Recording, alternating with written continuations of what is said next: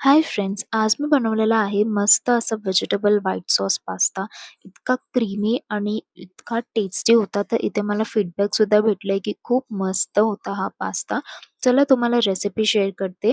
Pasta उकळतानाच इथे मी corns घातलेले आहे. थोडंसं तेल आणि मीठ घालून उकळायचं आहे पास्त्याला. पास्ता शिजतोय तोपर्यंत इथं मी व्हेजिटेबल्ससुद्धा कापून घेतले. तर इथं आपला पास्ता शिजलेला होता.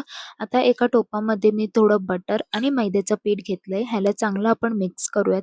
1 मिनिटभर सौते केल्याच्या नंतर थोडं-थोडं दूध घालायचं आहे आणि ह्याला चांगलं आपल्या ह्या स्पॅच्युलानी मिक्स करायचं आहे, जेणेकरून ह्याचे गाठी नाही पडणार.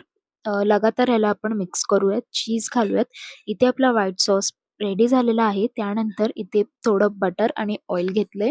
त्यामध्ये गाजर, शिमला मिरची आणि मीठ घालून चांगलं सौते करायचं आहे. हे शिजल्याच्या नंतर आपल्याला इथे चिली फ्लेक्स आणि ऑरिगॅनो घालायचं आहे.